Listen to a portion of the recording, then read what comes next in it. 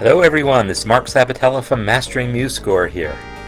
I'd like to welcome you to the MuseScore Café. So today is Wednesday, June 8th, 2022, and the topic that we're going to talk about today has to do with making things bigger. I did one a few weeks ago on making things smaller, and you might think it's just the same thing in reverse, but there's actually some different things to talk about, some new stuff, things that specifically have to do with ways you might want to scale things differently, and how we'll get all into that.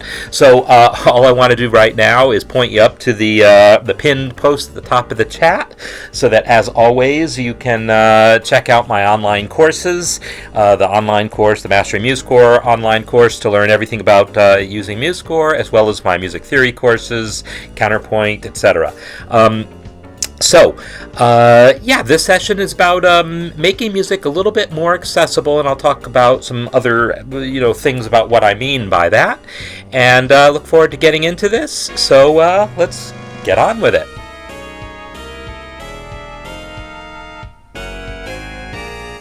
Okay, and thanks for all the check-ins in the chat. So yeah, last week I remember something was off, in which we couldn't even get in at first because I don't know what happened, because whatever. But it seems like things are better today. So yeah, I want to talk about the idea of making music bigger, and there's lots of reasons why this could be useful to many people.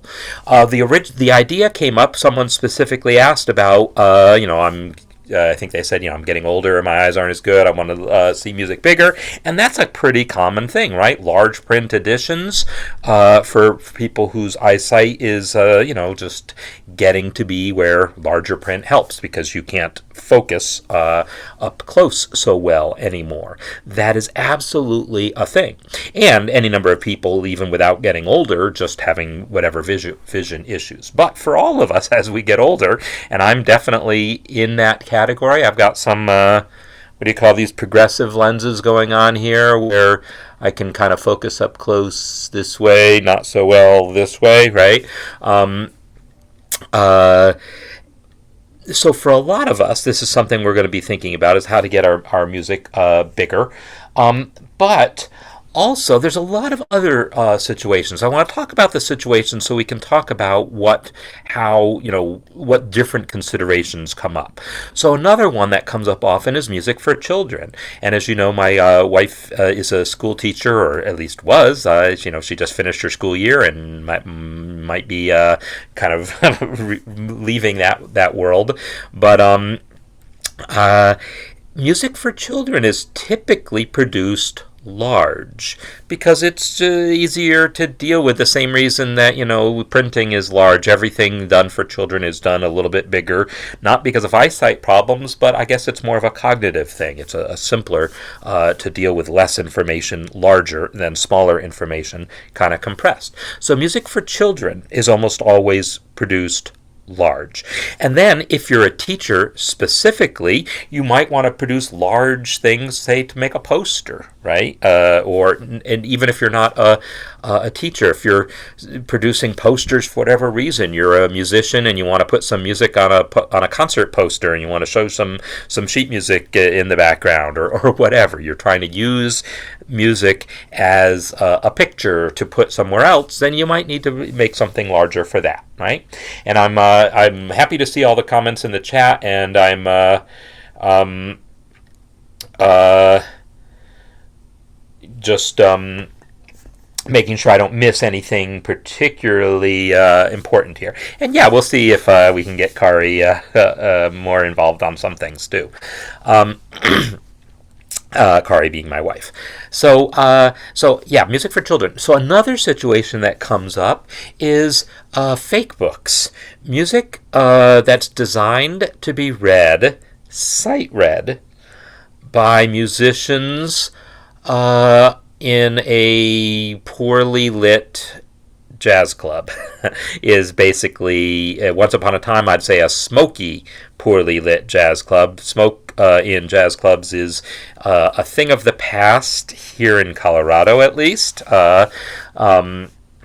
but may still exist in some parts of the world, and that definitely affects visibility.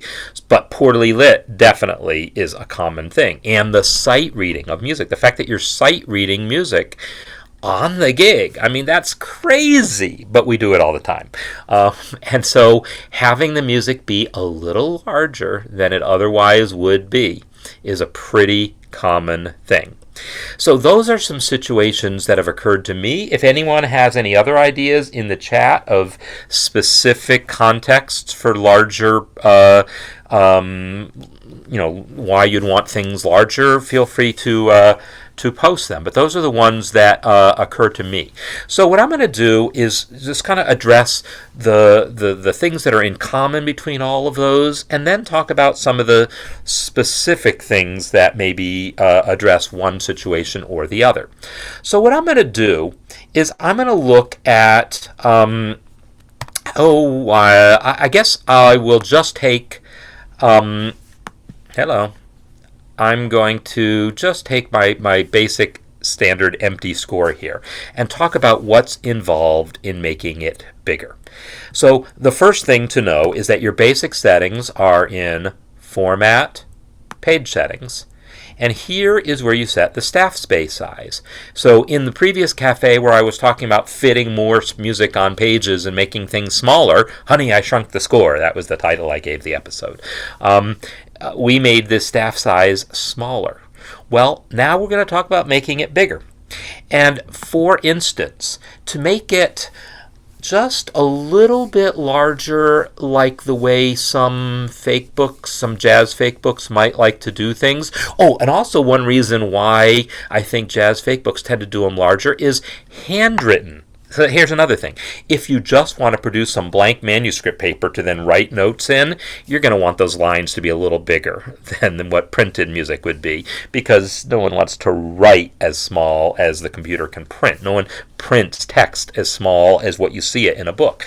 We always print bigger, and the same is true with music. So you might want, instead of 1.75 millimeters for your staff size, you might want it, say, let me just select all that and type 2 millimeters for a staff space instead of 7 millimeters tall for the whole staff, because remember a staff is 4 spaces tall. Now it's going to be 8 millimeters tall. 4 times 2 is 8.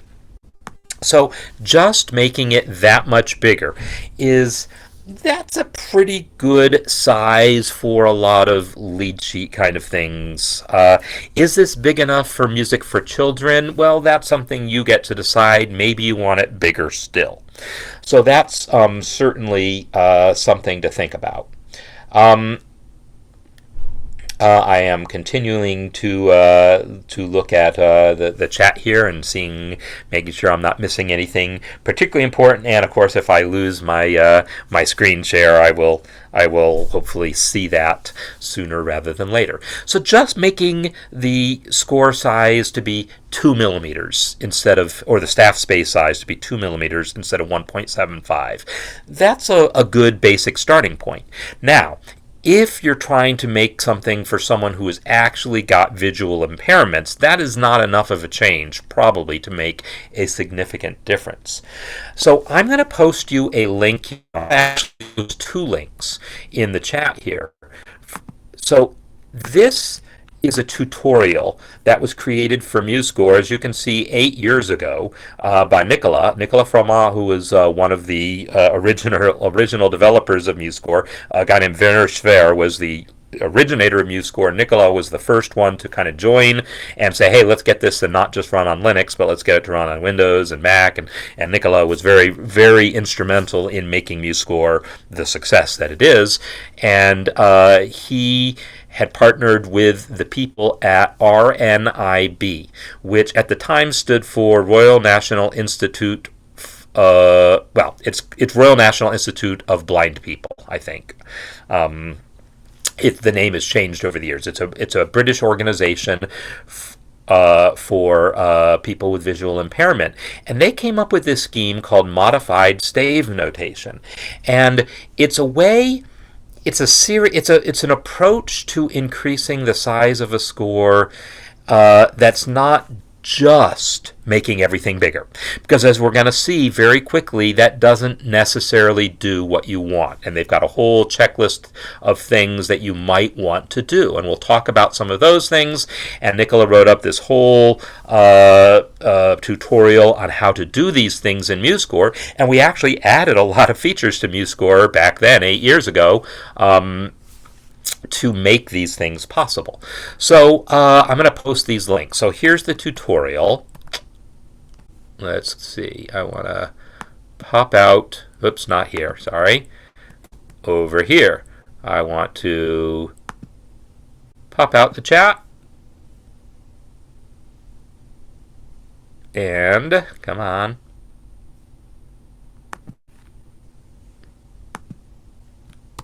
So here is that tutorial, and then here is the general information about modified stave notation, and it's stave rather than staff because British versus American English. So let's just take a look at some of the things here. So already we've just made the music bigger, but here's some of the comments they make, and I want to talk through these things. The very first thing they mention is, as you're making things bigger, probably don't expand the width of it as much as the height of it, because now you're just kind of wasting space. And this is an important consideration. So let me jump back to MuseScore here, and I'm going to actually do this version on a copy of Reunion. I'm going to open Reunion. I'm going to open some actual sheet music and then show how that might play out and see if I can make a version of Reunion. So I just opened Reunion, and the first thing I'm going to do now is I'm going to save as and make sure I don't clobber my real copy and call it MuseScore MSN for modified stave notation. All right, so I'm going to come in here and I'm going to go to that setting. It was Format, Page Settings, and here I had made it a little bit smaller to get it to all fit on one page. I'm gonna right now say it's not going to fit on one page, right? As soon as we make it bigger, it is not going to fit on one page. And this is going to be part of what's going to happen. We're going to make things bigger, yet still try to keep it to as minimum number of pages as possible. And part of the way we're going to do that is by compressing some of the spacing a little bit. So I'm going to make it, say, 2.5 millimeters. 2.5 millimeter staff space is now a 10 millimeter staff size. Is that the right size? I don't know. Only, you'll have to figure out for your particular audience what's right.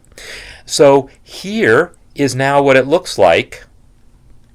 And it is now taking, as you can see, 4 pages only because one measure is hanging over. Now, when I increased the staff space size, notice the title and the composer information did not increase. Those are two of the only things that do not normally scale. And that's sort of on purpose, but maybe it's what we want, maybe we don't. I don't know.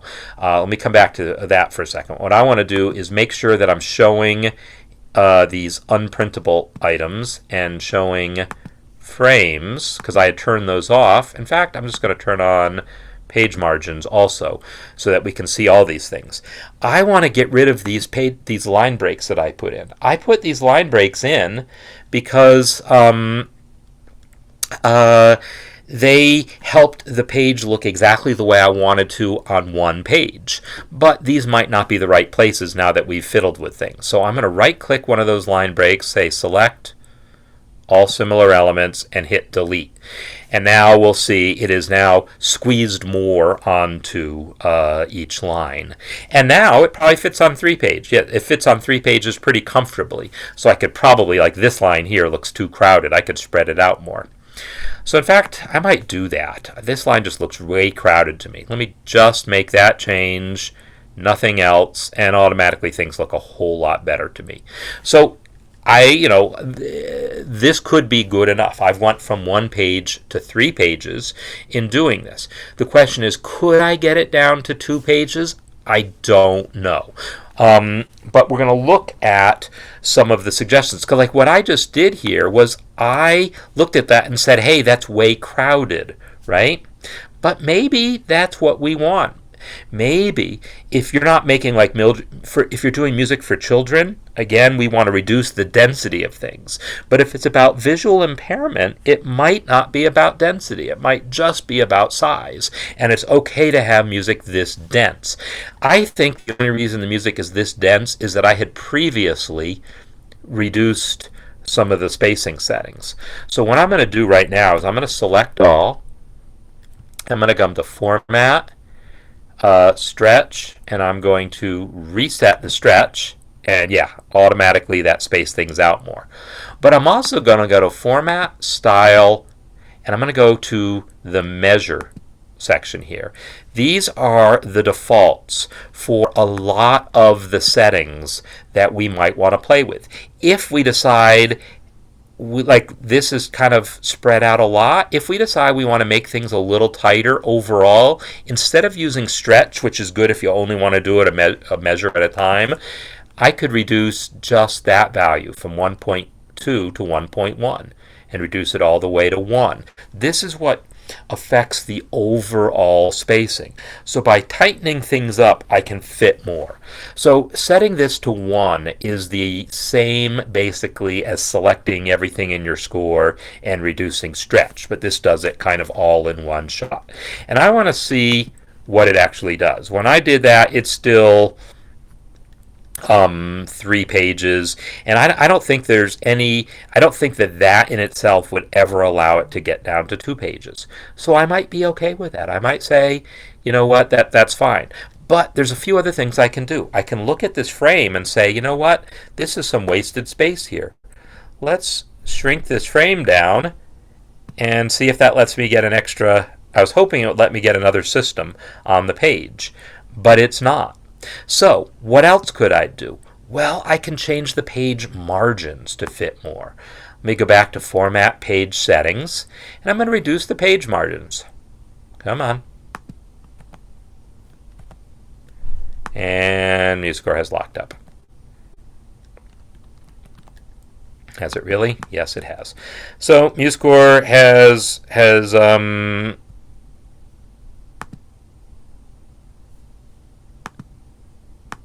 locked up, and I will have to kill it and go back and do that all again. So next lesson is save things a little more often than I just did.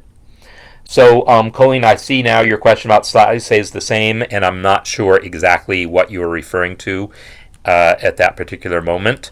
So give me a second to make sure I have killed MuseScore completely before restarting it. There we go. And I will say restore session.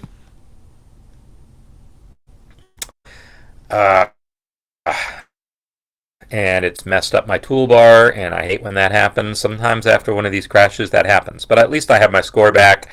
I'm going to not worry too much about the fact that the crash has messed up my toolbars, but I do need to fix it a little bit to be useful. So what's happened here is the node input toolbar moved, and now it's where it belongs a little more. I'm not sure if everything else is correct here, but I'm not going to worry about it. Okay. So what I was trying to do was get to Format, come on, Page Settings, and I want to reduce these margins. So I'm going to, and this is a common thing. If you're trying to fit more stuff onto a page, then you might just want your margins smaller. And I probably don't need different odd and even margins, so I'm going to unclick where it says two-sided. So instead of having separate odd and even margins, now I just have one set of margins, and I set them all to 10 millimeters. And when I do that, now it's still the case that I'm not fitting everything. But let me get rid of these spacers that I had added, and now I'm able to fit everything on 2 pages. Now, you might legitimately ask, is this too crowded?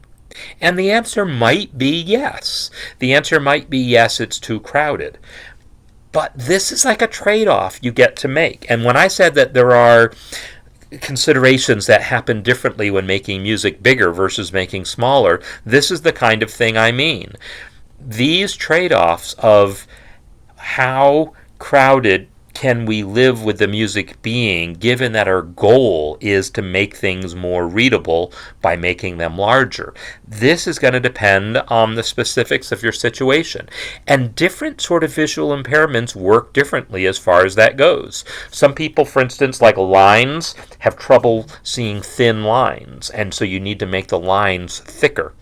But other than that, they're basically fine with things being the same size. And so I'm going to jump back over here to this, and you'll see the thin lines for note tails and stave can be made thicker. So note tails, I think by that it really just means the stems. I think that's probably when I think of tail, I think of the hook on an eighth note, or the flag on an eighth note, but I have a feeling this means, and maybe Dave or someone else who's in a British type of part of the world can talk about whether tails means stem to you or not. So there are certain markings that, are more easily missed, and it's talking about making these things larger. So if I were to add fingering markings, like here, I think I would use my fourth finger here. So if I come to the fingering here and add a 4 here, maybe that's not big enough. So what I'm going to do is now let's add another fingering here. This is going to be my third finger. What I'm going to do now is move this up to say 10-point font, and then hit that magic Set as Style button. And now all the fingerings in this score are bigger. And I'm going to go ahead and save it now. So now the fingerings are not just bigger in the same proportion that the notes are, but they're actually bigger in proportion to the notes than they were before. All right, so I'm trying to read there.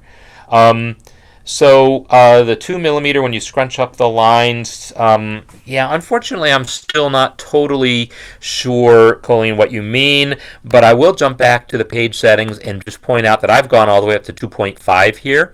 If I had stopped at 2 millimeter, what this setting does is this, and you can actually see it in the dialog. Look at the preview here. As I make things bigger, everything is getting bigger, right? You can see the text is getting bigger. Not just the staff size is getting bigger, but the size of the clefs, the size of the notes, the size of the text, really the size of everything except for that header, because that title frame stays basically the same size. I'm going to hit cancel. So now what I'm also realizing is that change that I made it never got saved. So I want to see if I make this frame small enough, if I can get 4 frames, if I can get 4 systems on the first page. And this actually doesn't look as crowded as when I had 4 systems on the second page, right? There's 4 systems on the second page, and that's because this page has things like that pedal marking down here, this arpeggio going way off the staff, this big slur going on top of the staff there. This page here has more stuff on it than this page does. So I was in some ways better off with that smaller title frame here. And because this page doesn't have as much stuff sticking up above the staff. And I could do things like change the size of this slur, right? I can manually just knock that down a little bit so it's not sticking up as far. And I can take this tempo marking and move it over here, and I'm just dragging. And I usually don't mess with dragging. I do things using keyboard adjustments, but for demonstration purposes, sometimes dragging is the way to go. And since this is all about perfecting visual stuff for a very specific purpose, maybe as opposed to I don't know what it's opposed to, but anyhow, I for some reason feel more okay with dragging here because I'm doing things I wouldn't normally do. I'm allowing things to be closer in, tighter in than I normally would do. Okay, so let's talk about the stems, since I see Dave is saying that. If you look at this, it did scale them the same as the notes, but somehow, maybe, especially if you are having vision issues, maybe that stem still is too thin to be really seen. So what I'm going to do is go to that dialog. Let me save again. Go back to that dialog, Format, Style, and this is going to be under Notes. Here is the stem thickness, and I'm just going to turn that up. Whoa, that's way too thick. But where is it? Let's look. It went pretty thick. It went from it's going up, like it went from 0.1 to 0.21. Let's go from 0.11 to 0.15. Is that thick enough? I don't know. How about 0.16? Maybe that's about right. I don't know. You get to judge that for yourself, or print it and see it on paper to see if it's good enough. Or if you're producing the score for someone else, print it and give it to them and ask them what they think. So here I've made the stems thicker. I didn't do that with the staff lines because I'm not thinking that that's likely to be the issue here. In the RNIB thing here, it says the thin lines for note tails and the stave can be made thicker, as can slurs, but this is going to be subjective, and that's something that they talk about if you read more about their guidelines, and there's like some official published guidelines that go along with it that are more technical. They say, there's no one size fits all here, literally speaking. It's, different people's vision issues. Like some people, there's more peripheral vision issues, and for that, maybe you need to have the margins smaller so that people are the margins bigger, and the music taking up less room on the page because peripheral vision isn't as good for some people. Different people have different visual issues. So if you're doing this again for visual impairment issues, you really have to understand the particular impairments that are going on. Now here's another thing here. I'm just going to look over some of the other things here. Articulation marks can be made bigger. Text is written in Arial. Okay, I'm going to change these things, and bold. Great. Dynamics consistently below or above. Now that's normally the case anyhow, so I'm not sure why that's a thing. Any unusual signs? Have a print note to help make sure you do not miss them. Okay. Music is printed in landscape form. So now this is an important consideration, and this is what I was looking for when I was talking about the whole thing with the peripheral vision. If peripheral vision is not specifically a problem, if it is a problem, then you might need to make the margins bigger. But if peripheral vision is not specifically a problem, I actually want to go the other way. I want to make the music wider. It's not so much because I think I'm going to fit more measures on the page that way. It may or may not turn out that way. But it's going to mean, like, let's take a look. Right now, with all my settings the way it is, I have 3 measures and then move to the next line. 4 measures, move to the next line. 4 measures, move to the next line. I only get about 3 or 4 measures per line, and this is a pretty tight setting of my spacing. If I come back to Format, Page Settings, and this time tell it I want Landscape Format. In Landscape Format, now I've got 5 measures on that system. It's less scanning back and forth. That is an aid to readability. Now at this point, I look at this and say, hey, there's a lot of wasted space here, and that's because I made that header so small. I think I'm just going to reset back to something more reasonable. The second page still looks crowded, but I can, deal with that separately. But this now has fewer systems, fewer times when you have to zigzag across the page. As you make things bigger, it does mean fewer measures per system. And that does complicate things because that shifting, especially if we're dealing with vision issues or if we're dealing with children for that matter, that context, well, really for anyone, no one likes to have to change, to have to read one or two words and then the next line, one or two words. No one likes that. So even if this didn't help me get more music on the page, just by reducing the number of systems, it's still a win. So that's like an important little consideration that, again, didn't come up when we were talking about making things smaller, but came up here. So now, again, I'm going to try to read the chat, and I'm going to read it not from my phone. I think I will read it here so I can read it a little better. The only notes that don't have stems are whole notes. Note tails refers to flags. Yeah, so the thing is, it could well be, as far as vocabulary, flags and hooks are the two most common names for these things. I have seen tails also. And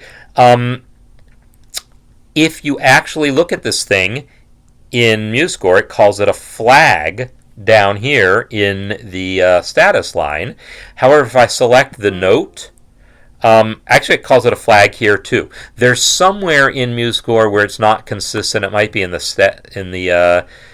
it might be in one of these style settings. There might be an option. I don't remember. Somewhere or other, I think it's actually called a hook instead of a flag. But those are the two most common terms. Tails could definitely mean that also. I don't think we have a setting for the thickness of this because I think this is a character in the notation font. So I don't think we have a setting for that. But here's where I'm going to look at Nicola's tutorial to see. So here's staff line thickness where he's telling you how to do that. Here's note stem thickness, and he's showing you the same thing. Note stem thickness. He actually is, and he's also showing bar line thickness in case that's an issue. Staff line thickness. Let me look for the word tail. There is no tail on here. Is there a hook? There's no hook. Is there a flag? No, there's no flag. So Nicola's tutorial doesn't talk about that, and I don't think MuseScore allows you to do it. I personally think there's very little chance that you would really need to make these thicker because I feel like they're pretty thick already. I mean, they did scale with a note. I can totally see that the stem could need to be thicker because otherwise a half note and a whole note look too similar. But if you can see the stem at all, I feel like probably they were talking about stems. In any case, you can do stems, you can't do tails. Now, if you wanted to have a thicker hook here, let's see if there's a symbol for it, because there might be. I'm going to select the note, I'm going to press Z for the symbols palette, and I'm now going to search for tail. Nope, that's not it. I'll search for flag. Oh, look, here's some flags. I'm also going to search for hook. Right facing hook. I was just sort of curious what they would be. I want to find out if they have thicker versions of these. So I think instead of doing that and trying to mess with it, if they had a thicker version of it that I could just paste on, I would consider doing that, but that's going to get real tiresome. What I think I'm going to do instead is try a different music font. There are different music fonts that MuseScore has. So I'm going to go to Format, Style, and now I'm going to come over here to where it says Score. And the very first drop down here, Music Symbols font, Leland is our default font that's been here for the last year and a half, right? It's our in-house developed font produced by Simon and Martin to try to reproduce the look of a typesetting program called Score, which is what a lot of major publishers have used for decades. It's not a publicly available program, but it's something that many publishers have used. So Leland is designed to sort of mimic that look. Brevora is a font that we provide that is known for being a little bolder than average. So let me select Brevora. So Brevora did make that that thing a little bit thicker, right? Let me go back to the other version. Unfortunately, it's harder to tell because my little thing keeps popping up there. But let's look at this hook over here. Let's look at that hook right there. Is it really making a difference in thickness? I still can't tell because this dialogue. There we go. Yeah, Brevora is a little bit thicker. If you really watch this area behind my cursor while I switch, there's Brevora, there's Leland. There's Brevora, there's Leland. Brevora is definitely a little bolder. Let's go to Emintoller, which is the old default in MuseScore. It's also not very bold. And there's another one called Gonville. Gonville is extremely bold, but only at that point of attachment. Then it very quickly becomes thinner. This is a very quirky look, and maybe it's what you want, maybe not. It has very thin stems, but again, every time you change the font, it resets some of these thicknesses because each font has its own default settings for how thick things should be. So I'd have to come back to that stem thickness and reset it to 0.16 to get back what I wanted. So in any case, you can play around with those to see which of those font settings captures the look that you think you want. Normally, I basically don't mess with those. I use either Leland, or if I'm doing a jazz chart, I might switch to one of the jazz ones. So MuseJazz has extremely bold attachment points for its tails also, or hooks, but then it thins to practically nothing. There's another one, Petaluma, and Petaluma has very thin ones, so it looks like we don't want that. So MuseJazz is not a bad one to think about if you're going for a thick, bold look. MuseJazz definitely overall is trying to emulate handwritten scores that were done with a pretty heavy hand. Petaluma is going for handwritten scores that were done with a lighter hand. That's my my rough characterization of the difference. But of these, I'm going to go with Brevora here.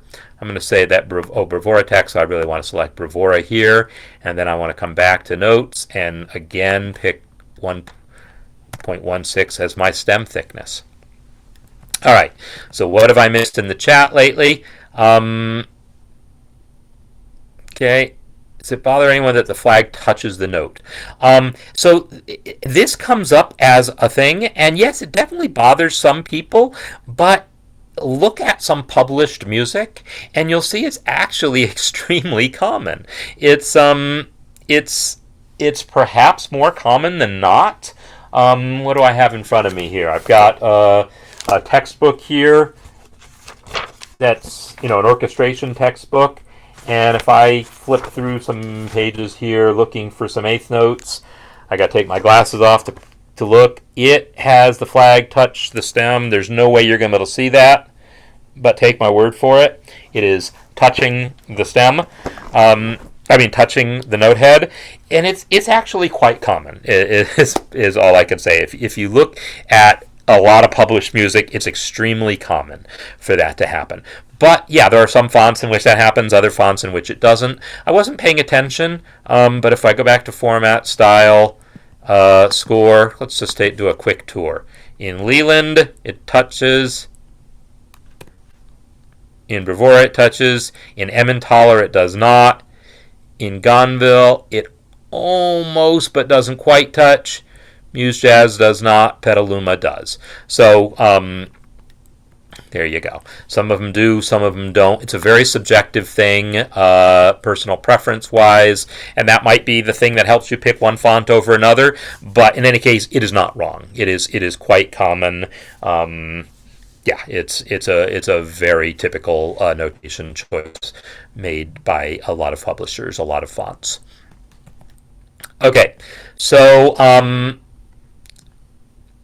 yeah, let me jump back to the RNIB guidelines here. Text is usually written in Arial bold. Well, let's make that happen here. So there's a lot of text in here, and unfortunately it's of different types, so I'm going to have to make some changes separately. I'm not going to worry about the title here because that's really a don't care to me. But what I am going to do, Oh, by the way, here the frame got bigger, and the the frame expanded when we changed the staff size, but I don't really need the frame that big, but I do want space between it, and it's bothering me that the composer name is so far from the title here. So I'm going to set a smaller height. I'm going to go back to like 8 spaces, which is more typical, but I'm going to set that bottom gap to be bigger, 15. And now I've got a gap between the title frame and the rest of the score. To me, that looks a little more pleasing. All right, so what I'm going to do now is get Arial fonts happening. So this here is tempo text, right? And so for tempo text, I'm going to change it from Edwin to Arial. And Arial black, sure, why not? Do I really want Arial black or just plain Arial? I don't have plain Arial. So Arial black it is. And Arial black is already pretty bold, but I'm going to hit the Set as Style button, and now all my tempo markings are now Arial black also. But there's other text that isn't affected yet, so I'm going to have to do these things manually. So this is a crescendo line. I'm going to have to go to its text and say also Arial black and Set as Style. And now my crescendo line is that way. I don't think it makes sense to do that for dynamics, so I'm not going to. But are the dynamics big enough? Maybe not. I mean, they scaled with everything, but maybe that's one of these cases where I need to make that dynamic just a little bigger and Set as Style. Is that big enough? Yeah, I don't know. Let's make it bigger still. 13, 14. When I made it that big, it actually changed the spacing so much that it couldn't fit everything there. But that's only because I think this dynamic here required some extra space, so I'm going to move that guy out of the way. Oh, that didn't do it in itself, but I'll bet you there's somewhere else where that dynamic, maybe here. Yeah, moving that dynamic out of the way allowed it to close up the space. So it's because that dynamic had to get pushed below that stem. So these things of pushing things around a little bit to optimize space when you're dealing with big scores. I wouldn't normally do that in a regular score. I would let MuseScore have the space, let it take an extra page if necessary, not the end of the world. But when you're dealing with large print like this, each page has less music on it. There's no way around that. If you've got bigger music, each page has less music on it. Page turns are that much more of a concern because there's more of them, and no one likes turning pages. So we'll make more compromises to avoid page turns in large print music than we will in normal size print music or smaller print music in general. So those are some things. So though, I've kind of touched on a lot of different stuff, and this is now looking. I'm really kind of interested in how this looks now. One thing I see with my tempo marking is I made it bigger, but that note sign is now conspicuously not big enough, and that's because it had to switch fonts to go there, and then that didn't scale. So I'm going to do that manually. I'm just going to go up to, say, 18-point font and call that good. And now I'm going to eyeball this thing to see if anything else seems obviously off. So this marking here, unfortunately, is meant to be, oops, let me undo that. That marking, that was, this is a little trick I did, and I'll show you this sometime. This is a white graphic that is cleverly positioned to cover up those slurs, so those slurs don't cover the notes. And I think that got messed up when I increased the size of things. So there you go. So this is a white graphic that I used the stacking order here to set it so that it shows the notes but obscures. It shows the notes, It shows the staff line, but it obscures the slurs. That's a little trick that is useful for situations like that when you have or not a slur, there's a tie, but it's when you want to have the tie broken so that you can show notes through like this, or sometimes key signature changes. If you've got a tie across a key signature change, that same trick can work. But what I'm really concerned about is this octave marking, and I'm having trouble selecting that octave marking because there's another opaque. There's another graphic over here that is obscuring these ties. So I'm going to control click to get at the 8 there. Now I've got the 8, and now I can fiddle with its position. Oh, I need to turn off automatic placement for it so that it's actually above the staff. And now when you look at that, you realize, oh, it's kind of colliding with that pedal marking, and I think that pedal marking is going to need to also be adjusted to just be closer to the notes. And can it be? Well, not a whole lot of wiggle room there because we're almost close to that note, but I think I'll be able to pull it off anyhow. So I'm going to select these 3 pedal segments and move them a little closer. And if I cheat, double click this guy here and just move it over a little bit. Move this one over a little bit. Now I can actually, and then do the same thing here. This is totally not legit what I'm doing, but it's, a compromise, again, that I'm perhaps willing to make. And I need to change that Y offset there too. There we go. I had a manual. Once you start manually adjusting them here, MuseScore doesn't want to line them up for you automatically anymore. But now I can select them again and set that Y to say 2. Did that actually work? It did work, except this guy needs adjusting. There we go. So this looks quite bad, really. Would I do this in something for ordinary, professional, published sheet music kind of purposes? No way would I do that. But as a way of avoiding a collision in a special version created for a specific person with a visual issue who is more concerned about seeing things big enough and fitting enough music on the page than they are about the correctness of this particular notation, yeah, I might put up with it. So anyhow, that's a thing you can do. And I could also do similar things, right? I could adjust the position of this guy here in hopes of similarly saving a little room.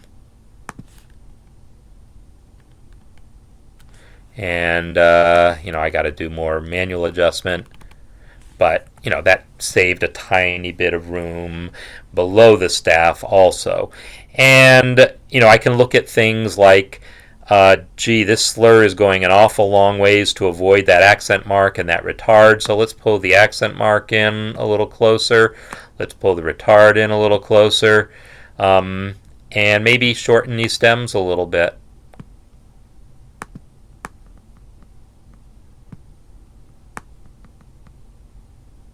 And pull in that accent mark even more. So I've created a situation where I've now, compressed those markings a little bit so MuseScore has more space to work with. In doing that, I notice it's actually not taking advantage of all the space at the bottom of the staff here. So I want to go in and make sure that MuseScore is fully taking advantage of that space. So I'm going to go to Format, Style, and on the page here, I want to get rid of that music. I want to reduce that music bottom margin setting. There we go. Reducing that music bottom margin is allowing it to spread things out more. It's basically moved it all the way down to the footer. And do I need that footer there? Heck no, right? So let me go to page settings. No, I'm going to go back to Format, Style, Header, and Footer. And I actually don't want the footer to show up anywhere but the first page. And there's a way to do that. Instead of setting it to be this dollar colon copyright, you set dollar capital C. No, lowercase c. Let me hover over it.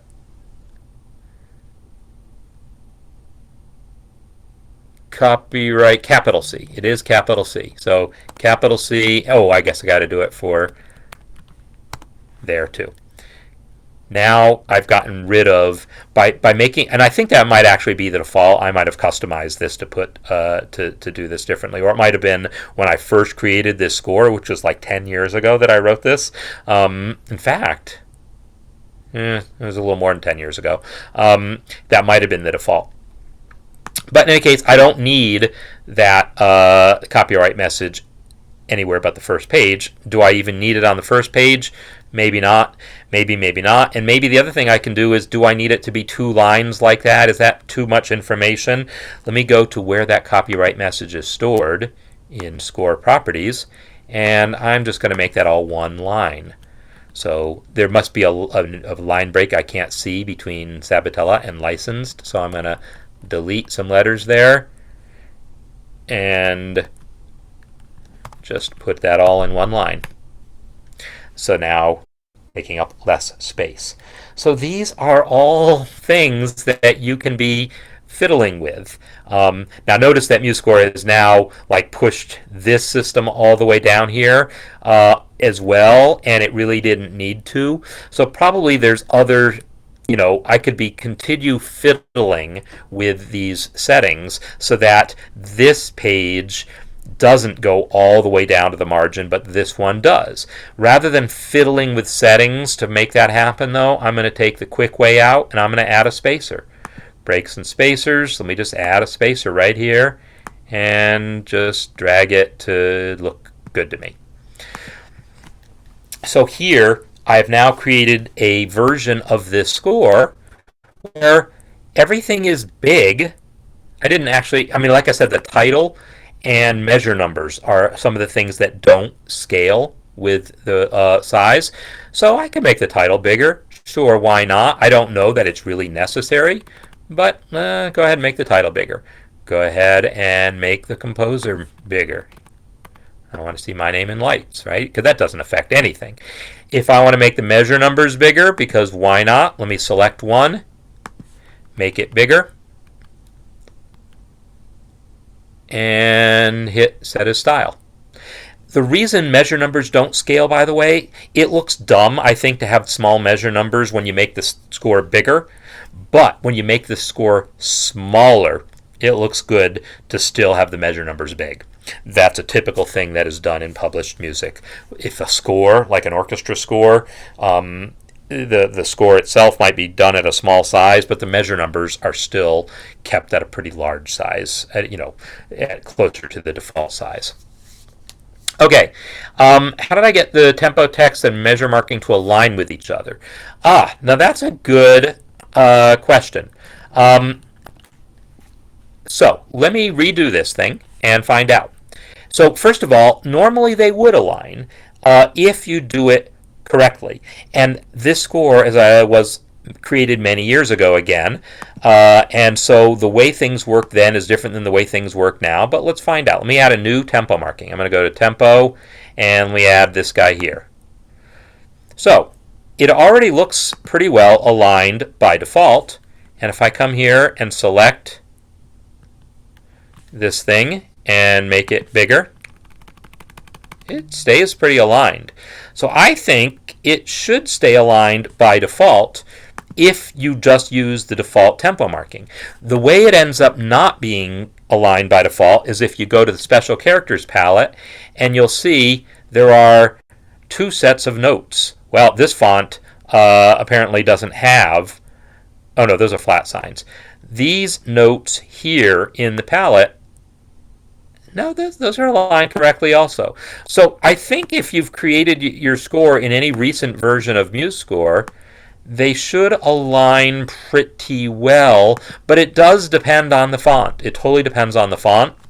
So if you've got a problem with a particular score, you might want to post that to the support forum, and someone can maybe help you with that by looking at the actual score. But it also probably depends on what font you're using, and there's no guarantee anyone else has the same font as you. So what else do I have as a question here?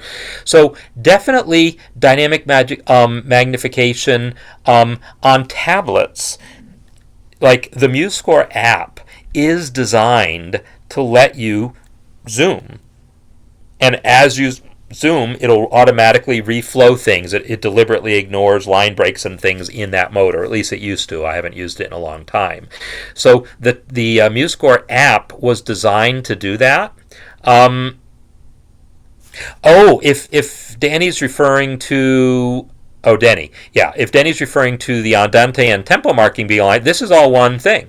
This is one piece of text here. See? That's one piece of text. So I added the metronome marking and then just added the text. It's all just one long piece of text there. I didn't add two separate tempo markings. I wouldn't recommend that normally. And did I, in doing that, have to turn off follow text? No, it looks like follow text is still on. It's able to ignore andante. It just looks for the quarter note and the number and ignores everything else. So, yeah, if you create this all as one text, then you should be good. So add it as a tempo mark, as a metronome marking, and then add the text you want. But it should work also to, like, if I select this and select andante, and then come here and go to this palette, quarter note equals 120. It all works fine, other than the sizing of that guy is goofy. So, and there you go. It's decent, right? This is aligned with the 120. The baseline of this might be a tiny bit above that, but it's, I think, that way here too, which is not obvious. Hard to say. Could be, there are different symbols. There's different note symbols in a font at different locations in the font, and it's possible that one of them is a little lower than the other, and I might have used the lower version. I can't swear to it. I don't actually remember. It looks like the space here is a different size too. Because it's in a different font also. I think that's in Edwin. So, okay. So there you go. So, the other comment that I was going to say, because I see is, I thought I saw one other comment about a grace note. Little curved line on the last grace note. Little curved line on the last grace note. Help me out here, Michael. Last grace note. Do I have, first of all, any grace notes at all? There's not grace notes in this piece. So, this. Okay, you're talking about this arpeggio here. This is what's it called? Let ring symbol. It's basically a tie that just says hold that note, let it tie, and without having to give it a note to tie to. It just is a cute little symbol that's sometimes used to mean let this note ring and I don't feel like having to write out a tie for it. And it looks like its position didn't scale very well. I added that as staff text because I wanted to be able to size it. At the time, we didn't have a let ring symbol on the articulations palette. We do now, but I don't know if it's going to size correctly. So I control clicked to get to the note. Now I'm going to get, because when I first clicked here, I got the graphic. And again, I need to get to the note behind it. So I click the note, come to the articulations palette, and there is the let ring, or laissez vibrer, or however we say this in French. I clicked to add that symbol, and it's added that symbol. Wait a minute, this is my staff text. It added that symbol way down here. So first of all, it got the position wrong because this is cross staff notation, and it's also not big enough. Well, that's why I didn't use that symbol. It's kind of too small, I think, to be useful, so I faked it using staff text. And in staff text, you get that symbol by going to that special characters palette, and you'll find it over here. there's this symbol here. There's a couple others. If you go to musical symbols and Unicode symbols, you can find a variety of curved lines like that depending on what size you're looking for and for what purpose, you can get what you want. But the thing I like about using staff text is then you can affect the size of it this way. I can make it bigger. Hello. Oh, I can't make it bigger because I actually must have made it bigger down here. There we go. So that's how I actually made that thing bigger. So anyhow, those are some things. So lots that you can do when dealing with these things. And most of these things that I'm talking about have to do with this issue of compressing things to fit enough on the page in this situation where we're talking about visually impaired people and wanting really big music. If you're dealing with lead sheets for jazz musicians or music for children, there's a different thing that comes into play. You just want 4 measures per page normally, 4 measures per system, but then you still might need to do some of these same things to compress them. But you don't go crazy with it because you still want there to be enough blank space because in that setting you don't want crowded music. You do not want crowded music when sight reading. So you basically don't do nearly as many of these things. So anyhow, that's my spiel for you. So those are some things that I wanted to show you. Whole lot of things that came up doing it. And again, if you follow the link and read through this, you can find other things, colored paper, right? Stuff like this. All longer pieces, bar numbers are made larger and clearer. Yeah, I did that. So yeah, all sorts of things here, and Nicola shows a whole bunch of other things that you can do here if you want. Actually using colored ink, right? MuseScore lets you color elements. If you decide you want your tempo markings to be red, you can totally do that also. You could make this volta here be red. So actually I can't do it for that line, but I can take that from ATA and color it red. Right? You can do all sorts of things like that. Okay, so that's the show.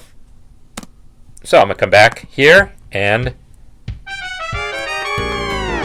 I'd like to thank everyone for being here. I've mentioned before that I really am getting ready to move to the community the same way we did for the Music Masterclass. Depending on if I can get my stuff together or not in time, I might have that for next week. I might be back on the community for next week. If so, I will announce it on the community. I will announce it in my newsletter. I'll try to make it as clear as possible. I'll try to put an announcement on YouTube. So if you're subscribed to me there, you should get the announcement. It's either going to happen next week or the week after, but it's going to happen soon. I want to move the cafe to the community because it's easier for me to deal with, a little less glitchy for me, and it allows me to simplify my setup, not have to pay for some extra services, and allows me to bring guests on more easily. A lot of things working for it. So expect that either next week. I'm just going to say it's going to happen next week if you don't hear otherwise. So hopefully people found something useful here. Whether or not you thought you were producing big print scores, I'm guessing there was a trick or two that you found along the way that would be useful for you. So, tomorrow, Music Masterclass, I'll be announcing the winners of the competition. So, please join me then, and look forward to seeing you soon. Bye.